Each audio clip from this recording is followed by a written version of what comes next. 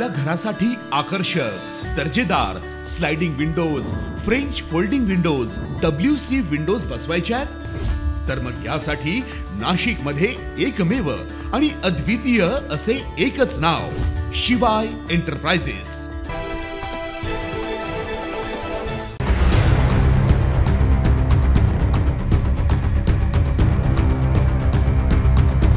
बीडच्या परळीमधील pygmy agent Mahadev Munde यांच्या खुनाला जवळपास 20 महिन्यांचा कालावधी उलटूनही पोलिसांना यश आलं नसल्याचं पाहायला मिळतंय।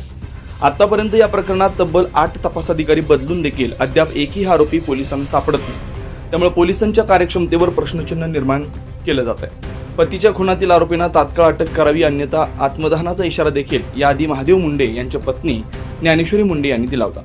आत्मदहनाचा इशारा देऊन देखील न्याय मिळत नसल्याने काल दुपारी बीड पोलीस अधीक्षक कार्यालयाच्या प्रांगणात ज्ञानेश्वरी मुंडे यांनी विष प्राशन करून आत्मदहनाचा प्रयत्न केला। यावेळी पोलीस अधीक्षक कार्यालयात असलेल्या नागरिकांनी त्यांना उपचारासाठी तात्काळ रुग्णवाहिकेच्या मदतीने जिल्हा रुग्णालयात दाखल केलं। सध्या ज्ञानेश्वरी मुंडे यांच्यावर बीड जिल्हा रुग्णालयात उपचार सुरू आहेत। ज्ञानेश्वरी मुंडे यांनी विष प्राशन करण्याआधी बीड जिल्हा पोलीस अधीक्षक SP गावित यांच्यासोबत तासभर चर्चा केली, मात्र त्यात समाधान न झाल्यानं गेल्या 20 महिन्यांच्या कालावधी उलटून देखील आपल्या पतीला न्याय मिळावा म्हणून जिल्हा न्यायालयाची उंबरठी झिजवणाऱ्या ज्ञानेश्वरी मुंडे यांनी विष प्राशन करून स्वतःला संपवण्याचा निर्णय घेतला असल्याचं बोललं जात आहे। यावेळी त्यांच्यासोबत आई, सासू, भाऊ आणि इतर नातेवाईक देखील होते। गेल्या 20 महिन्यांपासून पतीला न्याय मिळावा या प्रतीक्षेत असतानाही या प्रकरणाची कुठल्याही प्रकारची दखल घेतली जात नाही। त्यामुळे ज्ञानेश्वरी मुंडे यांनी आत्मदहनाचा प्रयत्न केल्याचं बोललं जात आहे।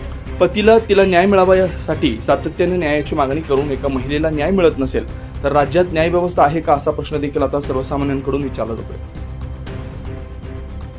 9 न्यूज महाराष्ट्र ब्युरो, नाशिक।